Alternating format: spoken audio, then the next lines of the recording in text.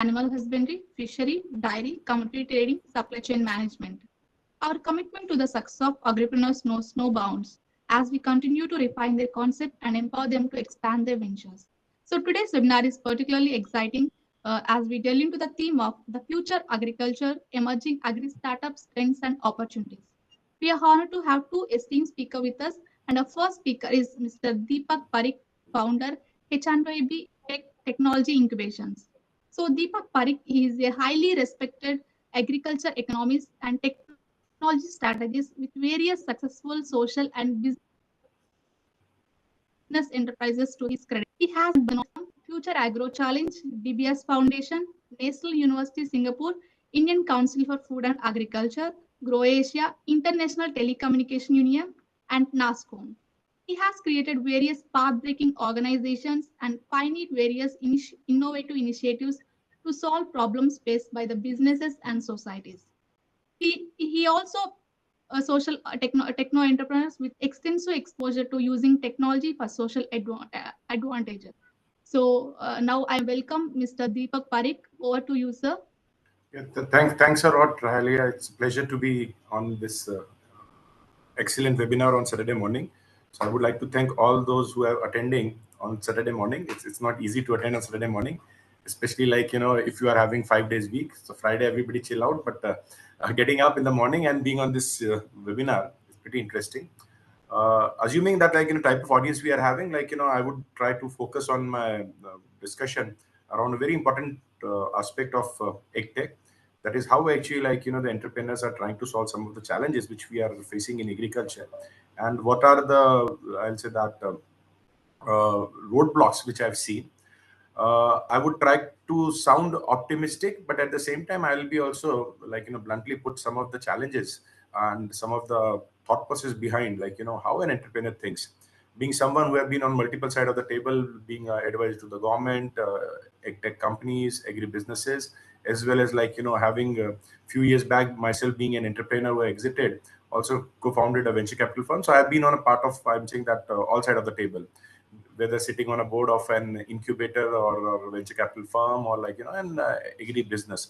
So I've been on, I'm saying that, see things from 10,000 feet view rather than just 50 feet view, which many of our young entrepreneurs would like to see this landscape. Now, I generally go through 8 to 10 pitches every week, right? And you'll be surprised, what used to be there 3 or 4 years back. Unfortunately, entrepreneurs are speaking the same language. So generally, a pitch would start that my family has been in the rural part of India, or my father was a farmer, or my grandfather was a farmer.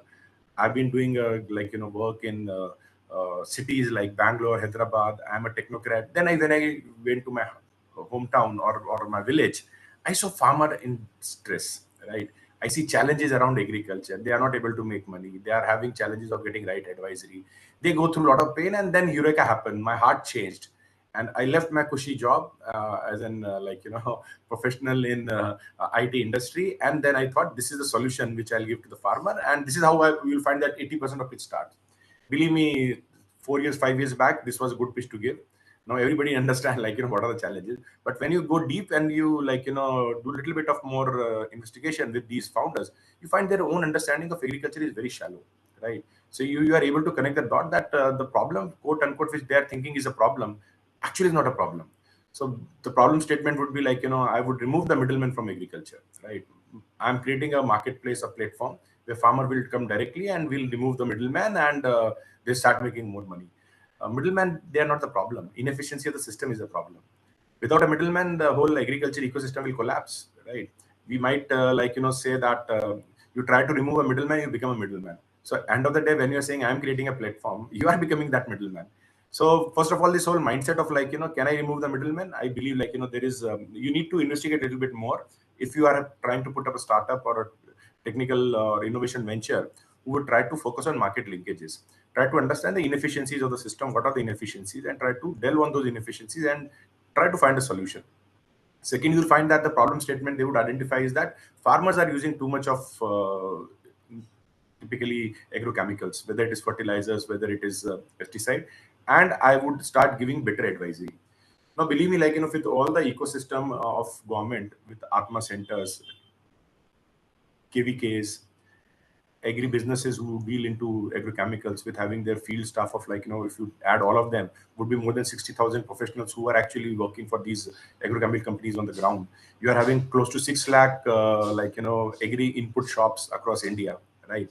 So that infrastructure is already there, right? Now, we believing that actually, like, farmer will download an application and then I'll start telling him, like, what's happening. And suddenly you'll find that, like, Eureka will happen and things will, just give me a second. So sorry, just give me a second.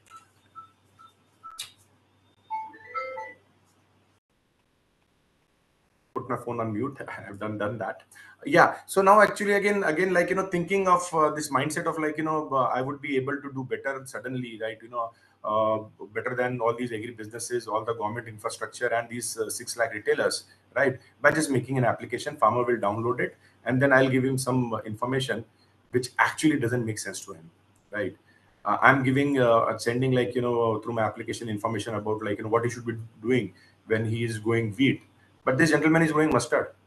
I don't have, like, the contextual information about exactly what he's doing. So for getting that contextual information, what I'll ask farmer to register, give his name, his address, his location, his farm size, right? So I'll give him, like, 20-30 minutes of work of adding a lot of data on a mobile handset, right, which he's not very convenient of using it.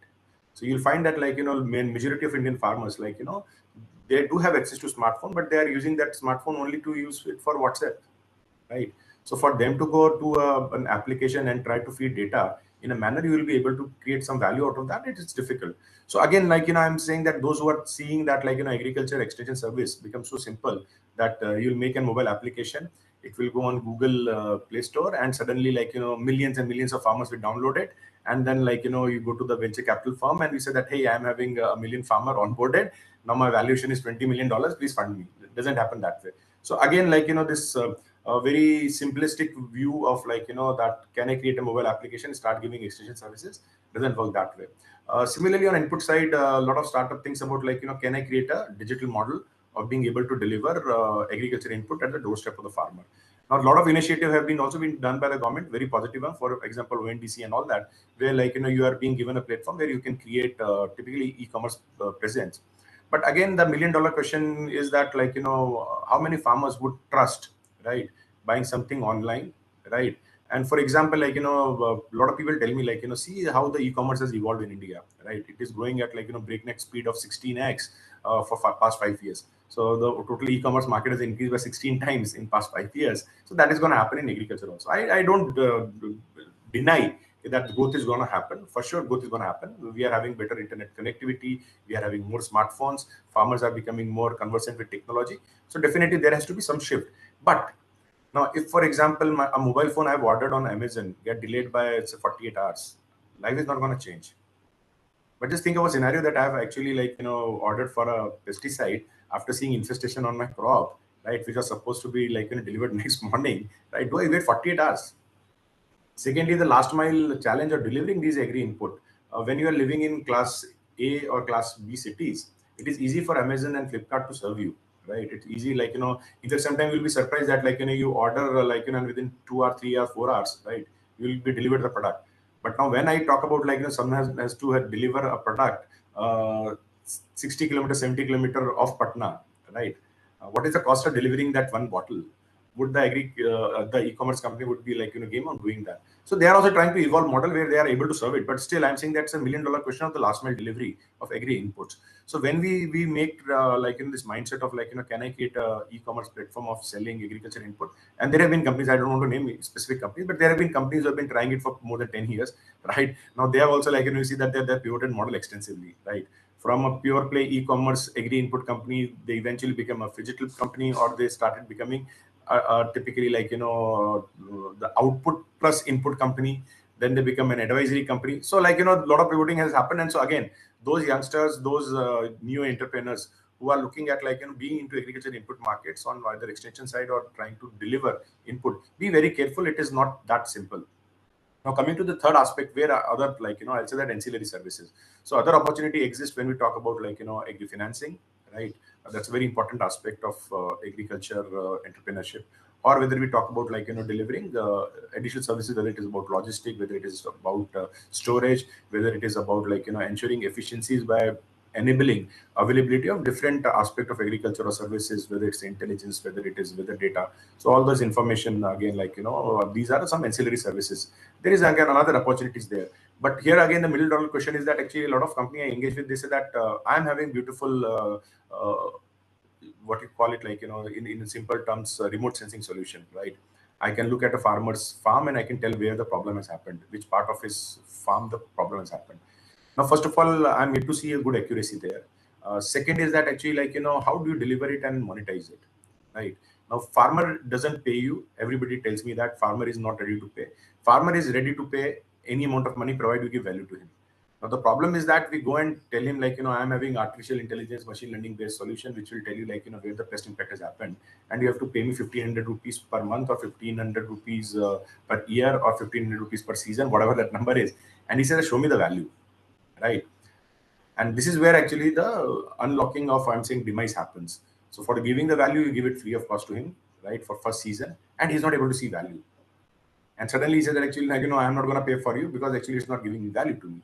Now, again, what I'm trying to tell you here is that agriculture is a very dynamic activity, right? Find very, very specific areas of opportunities where you believe you have something better to offer, right?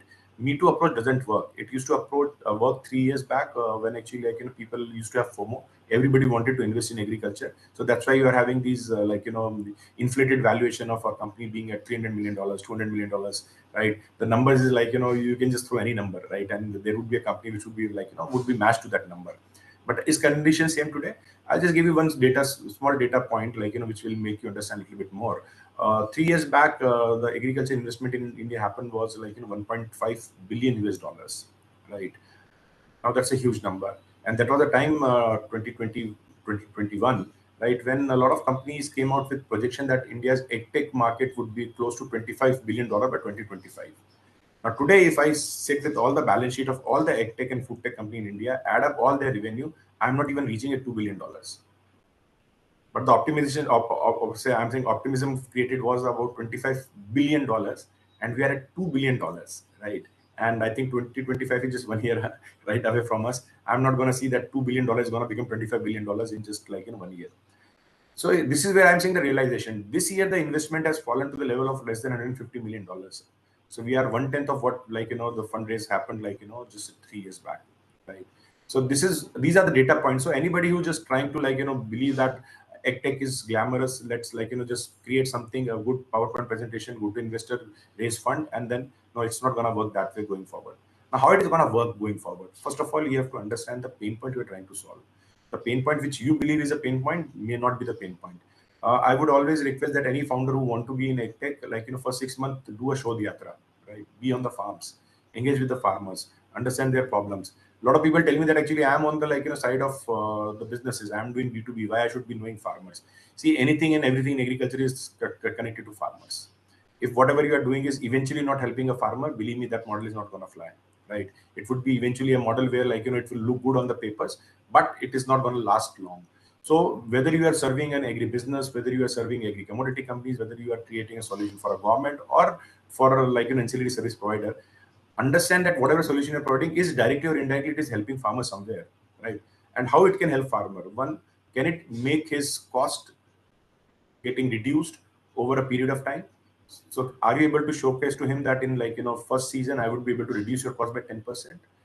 Are you able to show him in next 3 seasons, I'll be able to reduce your cost by 30%, 40%, 50%? It can be gradual. It is not that actually you take a formula that you use my solution and your cost will be 50% by next season. No.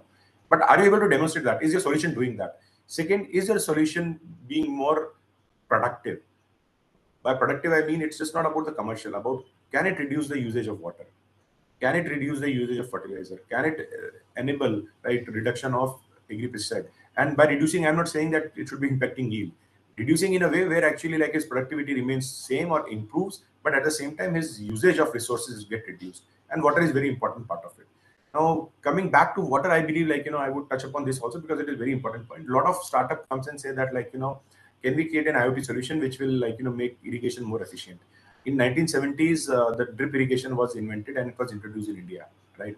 That is the best way of reducing the usage of water. Still, if you see how much of Indian farmers are using drip irrigation, the number I don't want to talk about it, but you'll find that it's very minuscule. So the best proven technology of saving water has not been used by farmer. In a country where you give free electricity and free water, as much as water you want, you can withdraw from the ground. Why would anybody invest even 1 rupee in saving water? So saving water technologies work in places where actually there is scarcity of water, right? Now this is where I believe it's very important. All of us need to understand that just creating an IoT solution which tells you soil moisture and based on that create an irrigation solution and which costs a couple of lakh rupees to farmer, he's not going to implement it, right? So be careful about what you say, and then actually also understand how the water is delivered to the farmlands, right? So in most of India, you are having a purchase system where you are given sufficient number of hours where you can withdraw as much as water from the canals, right? And that time, if your sensor is saying that moisture is sufficient, don't irrigate. Still, farmer will irrigate because the next purchase is for after 7 days, right? So he cannot leave his farm without water for 7 days. So understand on the ground these nuances when we are talking about even irrigation solution.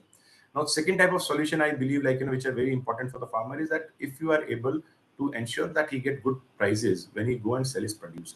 So this whole thing start from what he cultivates when he cultivates, right? For example, historical prices are available. If somebody is able to come out with a forecast model for a very specific region, and a lot of people I believe think about pan India, right? Can I create a solution for pan India? Because for venture capital firms, it looks very interesting.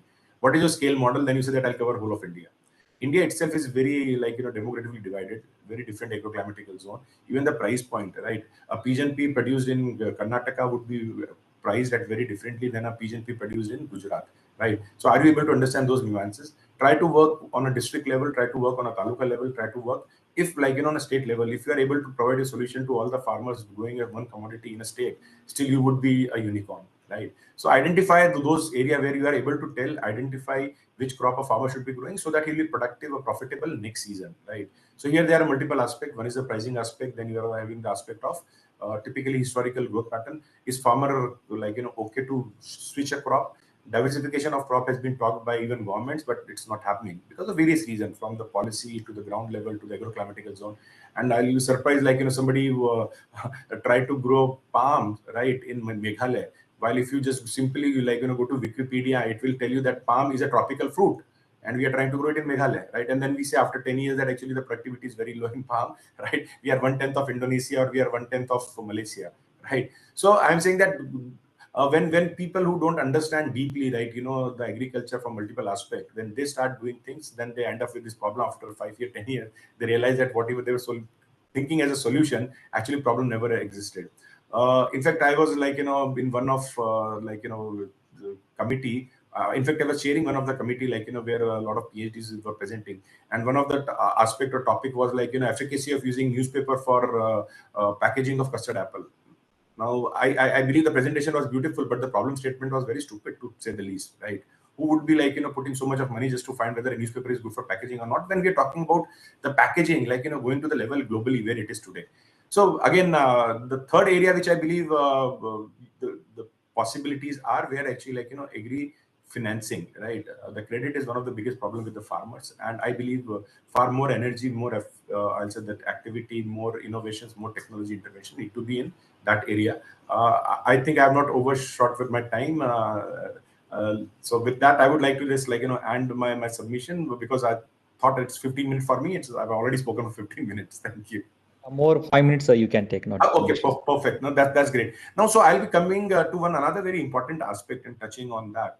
See that unfortunately, when we talk about EdTech in India, majority of people or majority of news is created if somebody's get funded, right?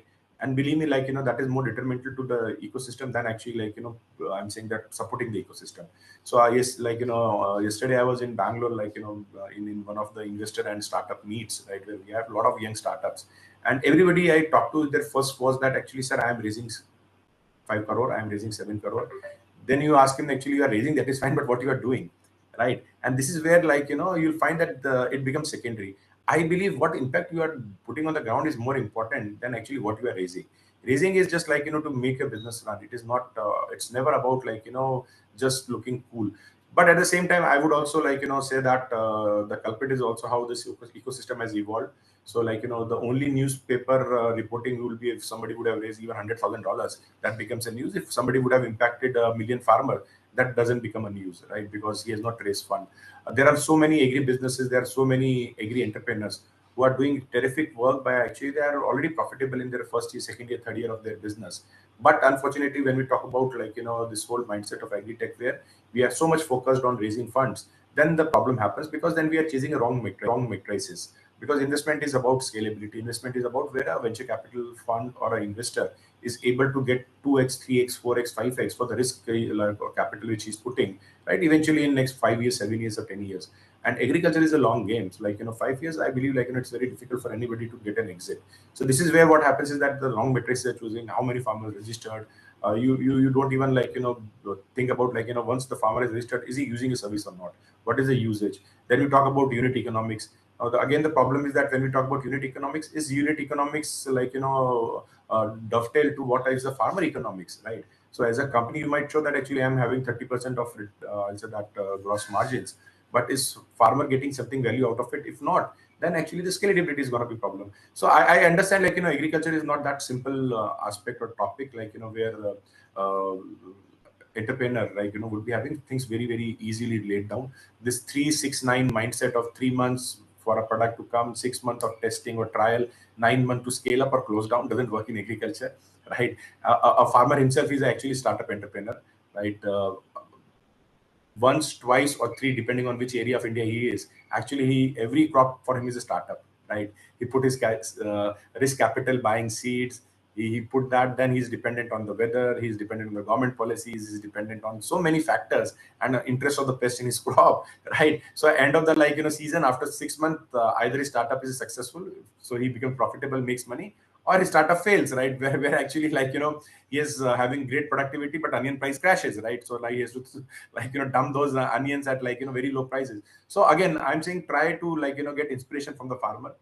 Farmer is a great teacher for all the entrepreneurs. Farmer tells you what needs to be done. Farmer tells you how to be resilient. So I believe more and more agri entrepreneurs, if they start I'll say connecting more with the farmers rather than the investors, they will be able to create a better startups. They'll be able to create better organizations which would ensure that the food security and the farming sustainability of India can be taken care of. Thank you.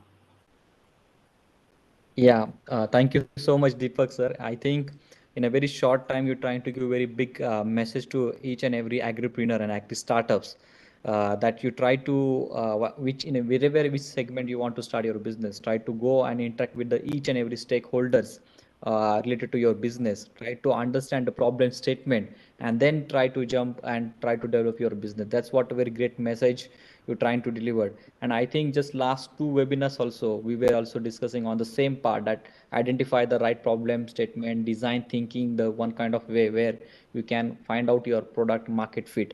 And I think this is the perfect topic now to discuss about where you can identify the different business opportunities. And you mainly talked about the e-commerce, how exactly the problems are exactly currently now are there, in which areas they can overcome these problems and can actually, rather than increasing the production cost of the farmers, how the startups can do the cost of production low and give the more benefit to the farmers. You also talked about the technologies, mainly on IoT and different technologies which are evolving in agri sector, but the acceptance from the farmers and how it is difficult to convince them. That message you are delivering in this point. And you talked about the credit and agri finance, which is very basic in India in all the space. Also have the opportunity to the startups. So very thankful for these points, and definitely they'll be having some questions to the participants. So that we will take up after the second speaker's session. But I request to participants, put your question in the chat box or you may raise the hands. We will take it after the second speaker. So with this, we thank you, Deepak sir, and I request to my colleague, Dr. Neetu, to introduce next speaker, Dr. Sagar sir. Please, Thank you. Neetu. Thank you, Amit sir. A very good morning to one and all. I am Neetu, working as research fellow, and we are so happy to welcome Dr. Sagar Deshmukh sir as our esteemed speaker today. He is an agribusiness professional who holds a PhD in agribusiness management from JNAU. with a wealth of experience in working with agri startups, promoting entrepreneurship development in agriculture, animal husbandry, and agri sectors. Currently, he's working as assistant professor at IIT Guwahati. And we are particularly excited to have him here today, as he was previously working as assistant director at Manage, and also I would say he was one of the co-PA of CAA. So happy to welcome him. So over to you, sir. Thank you, Amit, and thanks to Saravanan sir also. So actually for today's talk, my thoughts also are very strongly resonating with Deepak sir's one, wherein I also feel that there is a time that things we need to look at critically when we are talking about agri startups. So I will use a presentation wherein I will show some stats which Deepak sir also has indicated in his talk, wherein we see that in case of Indian context, we saw startups are used to grow phenomenally, but on a global level also now, if we see uh, overall, there has been probably from 2020, sorry, 2012 or 2013, there has been strong boost towards or strong inclination of the startups towards getting into the agriculture domain. And over a period of 10 to 12 years, there has been substantial funding investment which has happened in these startups. But then over a period of year, this funding is started declining. If we consider, there are various categories of agri sector, let's say innovative foods, biotech, bioenergy, or in terms of downstream category wherein e-grocery or online market stores. So there has been good traction which has been done in terms of the startups who are working in that category. But however, over the past 2 to 3 years, there is decline in the kind of growth that is happening. There has been continuous correction in the valuations of the startups, and year-on-year growth is hardly in very few sectors, especially in case of bioenergy and then innovative foods.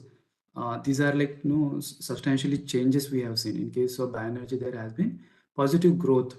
At the same time, this innovative foods and biotech had seen decline in the growth. In case of e-grocery, we see there is aggregation and tech which is playing critical role. But then as compared to the previous years, there has been a decline.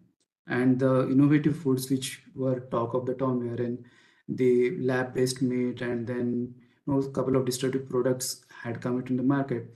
But then that had proved to be a hype only, not hasn't come to the reality of masses.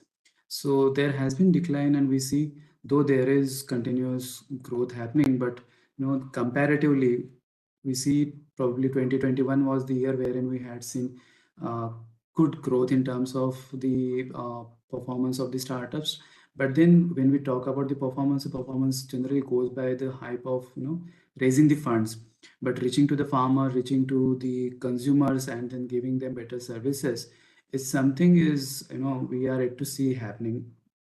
There are several startups who are doing it, but then on a larger scale, we are yet to see the stronger ones to come up. There has been continuous increase in the number of funds which have been coming up, but still there is decline in the case of investments which are happening. And in the last year, so let's say in 2021, there was investment of in tune of $53 billion has happened. But then over a period of years, in 22 it was 30, and then in 23 it was hardly 15.6. Let's assume it's $16 billion. So it's like 50% drop has happened.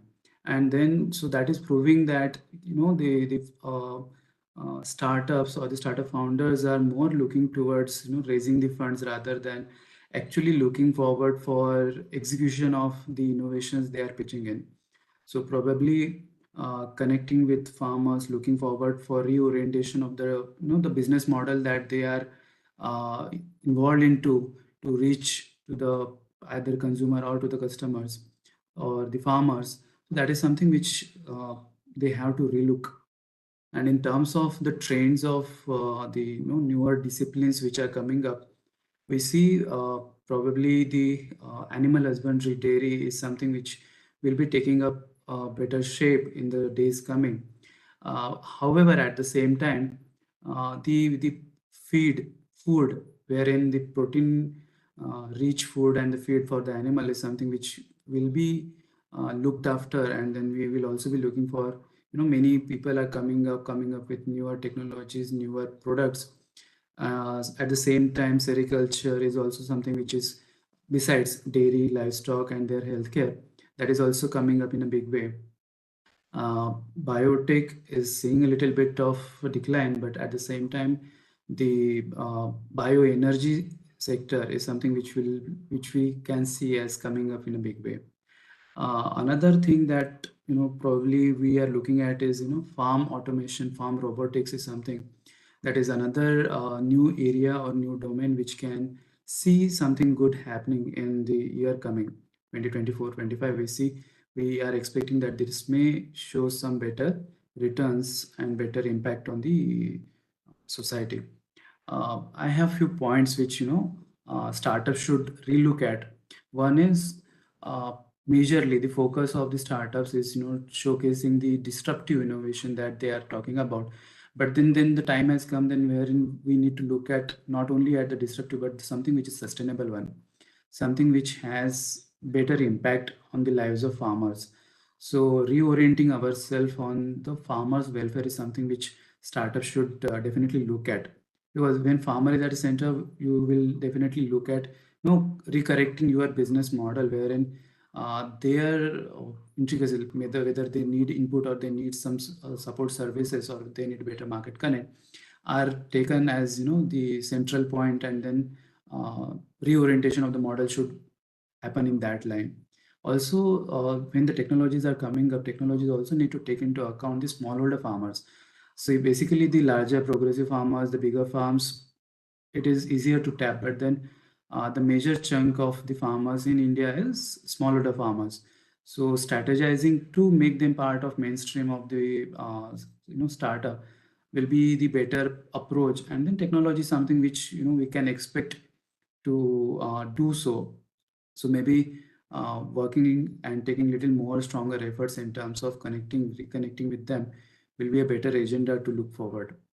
Other thing that we should look at is the group approach. So when we see many of the startups come up, they look forward for the product, they look forward for the technology, which they presume is something which is a challenge for the society. But then probably interacting with more people, getting connected with the groups, the farmer producer organization, or even for the collectives or the cooperatives. So there are larger groups which are there. If not, then probably startups can relook at making those groups, pulling up the people together, maybe formally or informally, and then probably again fine-tuning their models. Probably it is into procurement from the farmer, then probably they can start procuring it from the group of the farmer instead of individual one. Or if they are supplying solutions, then maybe supplying to the groups of the farmers or the FPOs. That is something which they should look out for, because individual catering will also be difficult, and then there will be challenges in terms of understanding the real problems on the ground. So this is something wherein they will get better understanding, and then coming up with more realistic and more value add products into the market. At the same time, we see this climate change is becoming very major problem. We see the rain and then the summer and the winter, everything has gone on a toss. So and climate is the one wherein agriculture gets more affected with. So agriculture sector need to be, little bit cushion has to be provided, and then probably in terms of protected cultivation, or thereby, there is a scope of looking at some newer technologies wherein when someone is devising some solutions, one has to take into account this change of climate change which is happening. So whether it is for the livestock, so probably the methane gas emission, or probably the meat for them or the feed for them. So whatever has been taken into account, the aspect of environmental sustainability, climate resilient solutions are to be the part of crux or the model which the startup is planning to devise. And another thing that we should look at is, aggregation of the efforts. So probably we see that probably 2015-16 onwards, we have seen a strong boost coming up in the agri startup scenario. But then probably for a few years, 3 to 4 years, we see several new startups had come up. They tried to do newer innovations, newer deployment of technology in the field. But then probably now we see that there is a need wherein we have to work on little more collaborative efforts. It's like get connected with the one who are already in the field or probably in the similar domain. So the aggregation of the efforts which are done by the startups in the similar domain is something which we should look at for. Probably individually working out is maybe a giving tough time in time to come. So because several startups work in several specific areas on a specific technology. So probably expanding those technologies, getting connected with more startups from different regions, and then understanding the different customer base from the different startups, something which is something can be tried. So at the same time, we also see that Government of India, Ministry of Agriculture also is coming up with bigger platforms like Digital Agriculture Mission and AgriStacks and all. So there is efforts which have been done wherein the aggregation of services, aggregation of resources, technologies is happening.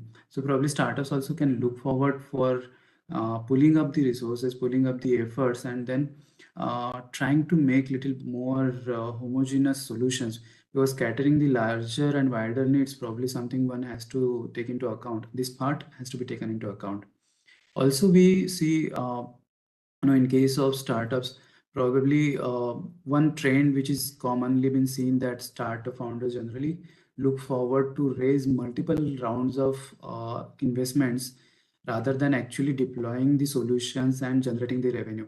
So the startup which are more grounded in the sense more connected to the farmers, generally we'll see a bit of more sustainability in hard times. But those who are merely bestowing on the funds raised, there is gonna be a tougher time to come in. So the investments, the deals which are happening is declining, and so that is and that to an alarming rate. So probably these solutions which are like connecting the smallholder farmers, looking at the group approach, tweaking the business model so that more number of people in a group way can be tapped, and then working on the aggregation. So working together with many other, either it is industry or it is groups or other startups in a similar domain. So that group approach may be something which one should look at and think about. So probably I will stop here. If there are any questions, probably we can take, and time permits, we will discuss further.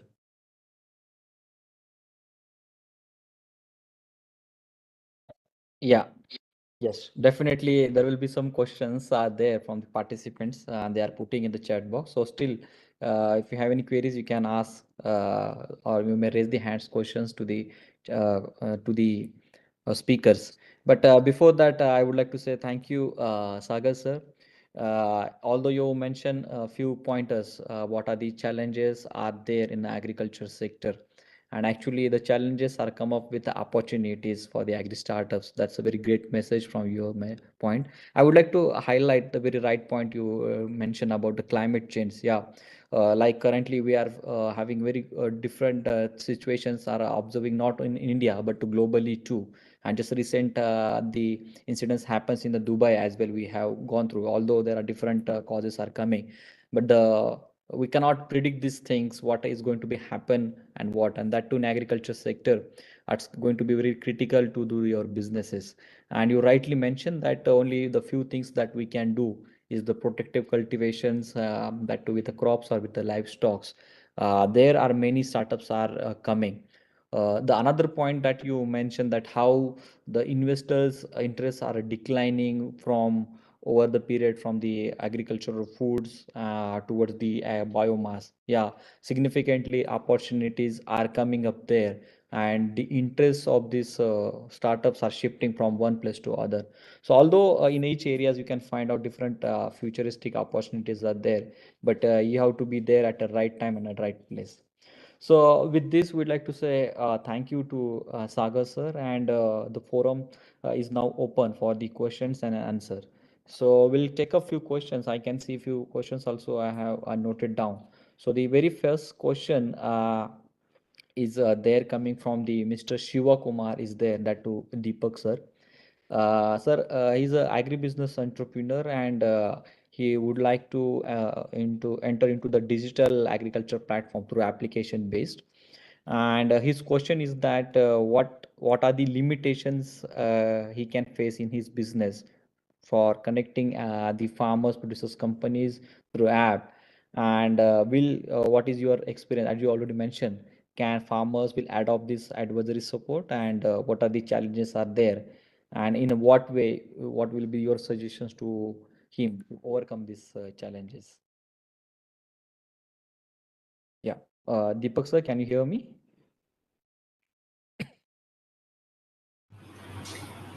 Amit, can you repeat your question? Unfortunately, the voice is very less, so I'm not able to Not an issue, not an, I'll repeat it, sir. So there is one participant, Siva Kumar, sir. He actually want to be into the business of digital application mode, where he wants to connect farmer producers companies and want to provide the advisory services for the inputs as well. So his question was that, what is your opinion that do farmers will really adopt it, and what are the challenges in case of a businessman he can face, and if you can give him one kind of suggestions or solutions so that it can be helpful to him. Yes, sure. See, actually, the multi-million dollar question is that how the farmer perceive anything, right, when he's trying to adopt a specific solution, right? So farmer's mindset is that actually, we went to him in 1960s and we said that green revolution will change your life. You'll become rich, right? So more productivity, right? And suddenly you compare with the current prices, and then you'll become a rich farmer, right? So he started using all our fertilizers. After 10 years, 15 years, he realized actually his cost has increased, but actually his incomes have not increased. So he is now a poorer farmer. Now, because he has done the green revolution, I believe it's very important for all of us because it increases the productivity overall and it ensures we are self-sufficient in food. But at the end of the day, when I see it from the farmer perspective, his cost of cultivation increased, and then his crop was more susceptible for infestation by pest because monocropping, right? And we reduce the immunity by using of chemical fertilizer for sure. Now in 80s again we went to him and said that now there is a revolution where actually you use agrochemicals, the pest infestation would be less and your productivity will increase, and again you will become rich. He believed in us, right? So he started buying more of pesticides now, right? Started spraying pesticides. While his cost increase again, if you see that in that time frame, right, till 1990s or late 1990s, right, there was substantial decrease in his profitability, right? Still he was okay. Then we went in late 90s and early 20s that actually mechanization is very important, right? You need to have more horsepower. So we had mechanization revolution and everybody went and sold tractors to him, right? Buy tractor and your productivity will increase. Now tractors become a status symbol, but end of the day, right? The overall, if you see we are becoming a graveyard of tractors across India. Right? We are the biggest tractor country in the world. But if you see that average utilization of tractor is 45 days, right? And out of those 45 days, right, 30% is for doing commercial work, not actually doing the farming. Now we sold him tractor also and believing he thought he'll become rich, but didn't work that way. Now we go to him and say that, hey, now I'm having one more jargon: digital technology, remote sensing, advisory, right? Now you pay for that. Now you'll become rich. He doesn't trust you now. So he'll chase you out of the village saying that, boss, 3 times you have made fool me, right? I'm still a poor farmer after 60 years of whatever you have done to me. Now give me something which I see tangible value. So first thing is that your solution, is it giving able to prove a tangible? Farmer believes in seeing. If he's visually able to see it, what you are saying is making sense to him, then he'll be okay to pay for it. So I believe whatever extension, whatever service, on ground service, whatever you want to do it, right, ensure that actually in first season you are able to give him some visually different number, and that visually different number would be more money in his bank, right? So benchmark what he's earning today, right? Deliver service to say group of 100 farmer, 200 farmer, 500 farmers, whatever is your capacity. Ensure he makes more money, right? then you will become successful, right? Just showing him on like, an application that will become rich, believe me, he doesn't, he has lost the appetite of trusting guys, right? So he doesn't trust, right? He doesn't trust any new innovation, right? He'll listen to you, but he won't adopt it until unless you are able to demonstrate to him that he has made more money. Very, very, very short and very to the answer, Kip's answer, that you have to give that trust factor, and the farmers should get convinced to have your application-based service. I think Shiva, you got very good message. Sagar, so you want to add any points to the previous question? Absolutely right. See, probably similar things, similar thoughts. So basically, if he wants to start with digital platform. Before starting, let's get connected with the wherever which area he wants to serve. Get connected with the farmers. See actually if they have what problem, and then how it can be resolved. And probably after showing him the on ground results, then probably think of getting connected with the digital technologies. So connecting and getting on the app is not big deal, but then connecting and staying with the farmers is very big thing. So first try to get connected with them, show them the results, and then use technology. Technology is for delivery of right service. It's not with technology will be able to give something. So one needs to have that strong support mechanism for the farmers. They should see tangible benefits, and then probably using technology for passing on the benefit may make sense, but it should not be the other way around. Exactly, absolutely. And Shiva is agreed actually. He put the message in chat box. That's yeah, we'll try to create a case study to showcase the difference to the farmers. Yeah. So we'll be moving to next question. Actually, Manage is conducting one international training program for the Indonesian participants, and they are actually watching you through YouTube. And there is one question is coming from that YouTube channel that to the both the speakers actually, sir, what will be the role of agriculture in the next 25 years in India? So they want your thoughts that where you're looking agriculture sector in the next 25 years. Maybe Deepak sir can take first, and Yeah, then that's an interesting question, right? See, agriculture is, believe me, like I'll take it beyond the boundaries of India, right? The first thing in the morning, actually, I don't know about others, but I take my tea, right? The milk comes because of farmer, right? The tea comes because of farmer. While I don't take sugar, but those people who take sugar, definitely the sugar also come because of some farmer has lost money somewhere, right? So end of the day, it's very vital that we all understand and appreciate that you can live without anything and everything, this internet, this Zoom or whatever, right? We cannot live for more than 7 days, right, without food, right? There is a saying that 9 missed meals is anarchy. So if India need to be not a country which have anarchy, we need to ensure that 1.5 billion people are fed well, and they can be only fed well because of agriculture. There is no other mechanism, right, in the world as of date, right, whereby which you can feed the population without doing agriculture. So agriculture, 25, 50,000 till the human beings are alive, right, or we need agriculture. Now, the important aspect is that actually what agriculture can deliver to us as a nation. We talk about 2047, India becoming a developed economy. 16 to 17% of our GDP is agriculture, right? More than 60% of our population is involved in agriculture. So we can take two paths. Either we take a path of West where we say that let's reduce more and more people in agriculture, right? Because 60% people cannot produce 16% of only GDP, right? And still we become a developed nation. That's not a possibility. So either you'll have to move the 60% people, make it to 15, 18, 20% who produce 16, 17% of GDP. Then actually the whole ecosystem works. So, but I have a different take. West is not, I would love to copy, right? Because I believe they are having a lot of failures when it comes to the social equity, right? Which has to be there in a nation. We can move with the mindset of that. Can we feed the world, right? Can we ensure that 60% of world population are dependent on Indian food? Is that a possibility? The answer is yes. With 153 million hectares of cultivable land, which is if we are able to become more efficient in a way where we are able to take 2 or 3 crops, right? We are talking about like, close to 250 million hectares of cultivated gross land, right? Now our productivity in most of the crops, right, is lower than the global average, right? Can we invest sufficiently in research and development? Can we ensure that actually our productivities are increased? Can we be more careful in like, creating policies where which ensure that we grow those crop in places where they are more productive, right? There is no sense in growing cotton in Telangana or rice in Punjab with depleting water margins. Can we identify ways and means where actually we can do right sort of diversification? And if we are able to just think of a scenario like, we are growing close to 600 million tons of food produce, including fruits and vegetable plus grain, right? With 153 million hectares of land. If our productivity is just increased by 50%, right, we'll have surplus of 300 million tons.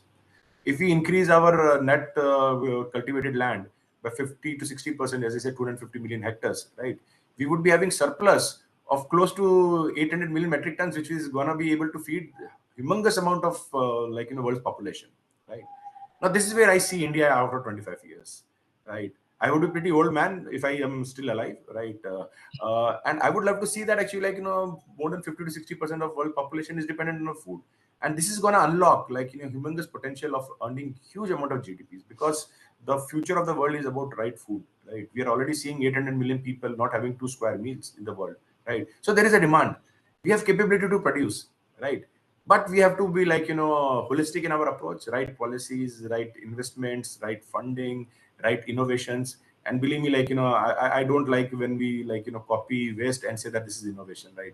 We love calling Uberization of tractor. So first of all, itself you have said that actually we are following or copying Uber, right? What the hell, can't we come with our own innovations, right? Sir, we are making a Facebook for farmers. There you have lost it. If I listen to these lines in the pitch deck, believe me, I'm switched off, right? Whether he would be in future, God bless him, would be a multi-billion, trillion-dollar company, still I'm not investing in that company. You have started with the wrong note, right? That you started that I want to be a Facebook of farmers in India. Come on.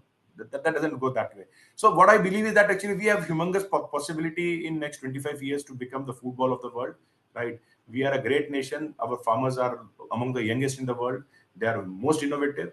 They are weather scientists, they are geologists, they are agronomists, all rolled into one. Learn from them and empower them. Yeah, I think it's a very straightforward message to the agri startups and the Indian farmers too. Yeah, very right point. Sagar, so you want to say something like where you look Indian agriculture in the next 25 years? See, I also feel, in case of agriculture, we have ample of production, whether it is about food products or livestock product. Even the population of the livestock is among the largest. But then the problem comes, or the challenges we face is how do we utilize it, like of the farm. So a lot of losses, post-harvest losses we see. So probably the more aggregated structured infrastructure development is something which we have to look out for. So once I believe that this is something which will be the next part of agenda which government may take up besides these digital drives and all. So once this infrastructure is in place, then probably these post-harvest losses is something which one can address. And probably we don't see this as a challenge that agriculture is whether they will be able to feed the growing population. That definitely will happen. But then the way we execute our the strategies or agendas which have been planned, so that will make a big difference. So probably in time to come we can look out for strengthening the execution plans which have been done, so that will probably help us to stay on the line. Exactly, very, very true message actually. Along with the food security, India has more emphasis on the infrastructure development, that to value addition and providing a nutrition along with the food nutrition is the agenda for the India. And as you rightly mentioned, India is taking efforts towards that infrastructure development from the food point of view. Going to the next question, I can see Aparna has raised hand. I'm just going to unmute to ask the question. Aparna, can you hear us to ask the question? Or Atheria is also there. I can see Atheria Yajja is there. Anybody has any questions? I just going to unmute you all. Aparna, Ashok Reddy is also there. You have any questions? You can come up. Yes, this is Aparna speaking. Yeah, please. Yeah, thank you, Deepak sir. That was can I ask the question? Sorry. Yeah, please go ahead. Please go ahead, Aparna. I'll give chance to Ashok Reddy afterwards. Yeah, please. Okay, thanks. Yeah. So my question was, I noticed that there is this impending generational shift in the farmers in a lot of places in India. And this is because it has been primarily driven by the previous generation, the younger kids. They wanted to give them better future, so they went into the cities. And now we're at that turning point. So how does that impact the kind of solutions which they will be receptive to? Yeah. That's a question. Sagar sir, you want to take up, or Deepak sir? Okay, so basically, see, when we see that the generational changes happening, we see there is a shift of acceptability towards the technology, which generally people say farmers are not receptive towards the newer technology. So probably the newer generation will be receptive towards the newer technologies and then utilizing the benefits out of it. So that is something which is a positive indication which we can see. But then at the same time, we also need to see that this newer generations are sensitized toward effective utilization of the existing resources that we have. This food loss is something. Let's say whether it is processed food or so. So wastage is something which we see that these are like lifestyle habits and all. So probably a little more cautious sensitization if it has been done, then probably we can see brighter side of the situation. Deepak sir? Yeah, sure. So it's an interesting question, right? See, I believe generational shift works two way, right? One is that the new generation, I am having very high regards for them. They are the generation, they are born with mobile phone there in their hands, right? I can see a 2-year kid able to go to YouTube and able to play his that rhyme so that actually enjoy it. I've seen mothers feeding their kid with mobile phone in front of it, some YouTube video running, so that actually they don't focus on food. Actually, they focus on the video while the mother is able to feed anything and everything, irrespective of whether the kid likes it or not. Right. So I believe it's a two-edged sword. Right. Over usage of technology can also create a lot of challenges. And when coming to in the agriculture per se, right? Believe me, I've been in the villages. I extensively travel at least 8 to 10 days in some rural part of India, right? The type of content they're consuming, right? Believe me, I'm not very happy with it, because the fake narrative in political thing is okay, right? I'm still not worried about that.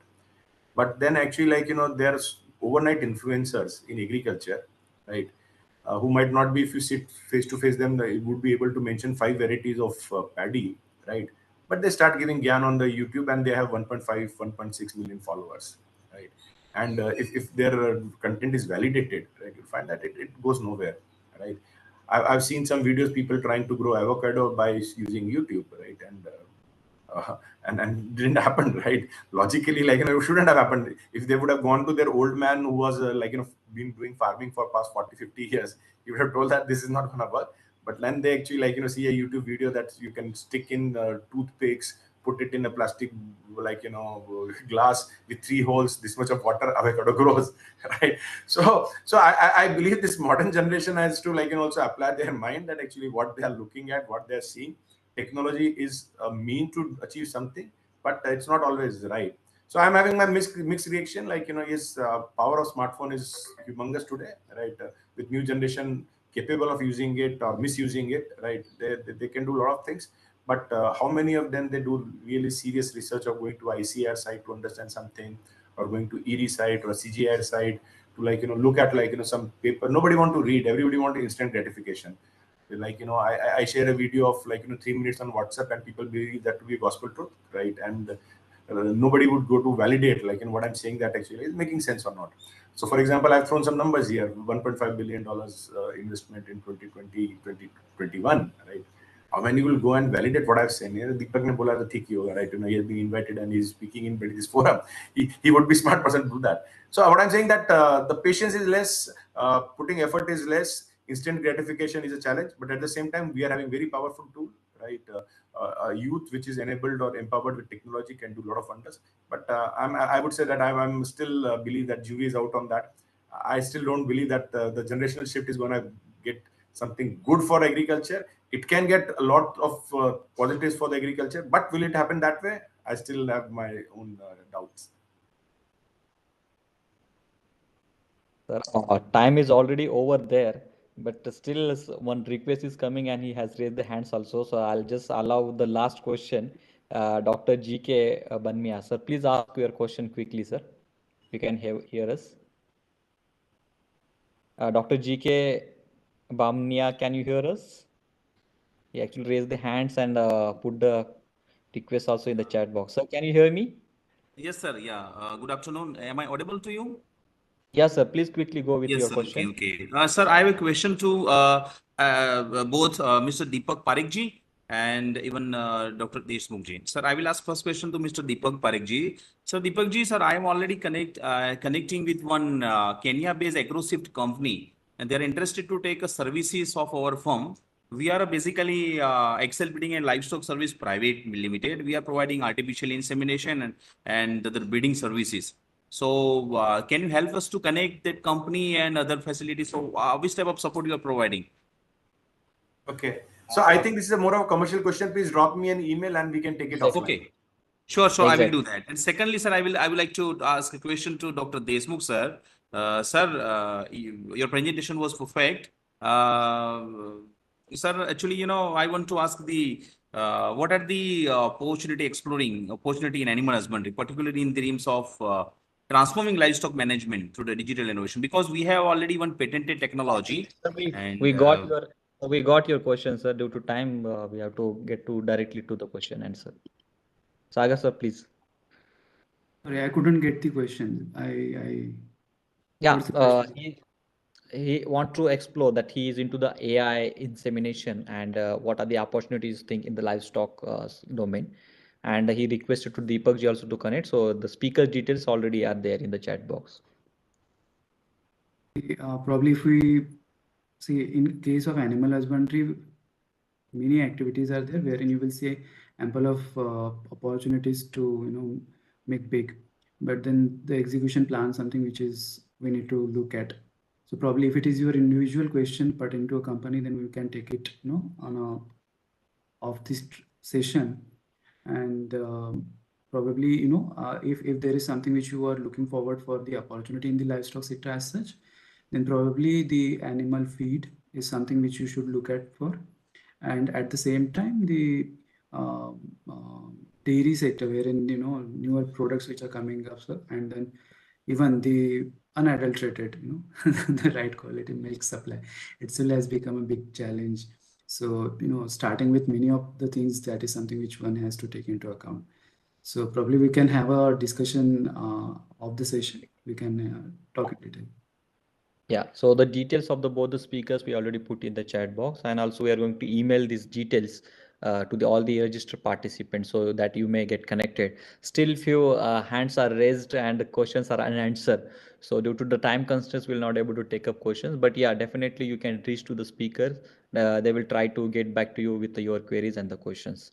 So with this, we are coming to the end. But before that, I would request all the participants kindly provide us the feedback of the today's webinar, and do follow our social media pages and the website, so there we can regularly update you upcoming topics and the startup ecosystem related the things, so that we can reach you very easily. And a very big announcement to you all that the Manage Agri Eureka Challenge 2024. So this is the third year edition we have launched, where the budding agri startups ideas will get chance to get incubated with Manage and can get the funding under RKVY-RAFTAAR for 5 lakhs to 25 lakh rupees as a grant support from the Ministry of Agriculture. So it's a good opportunity to present yourself.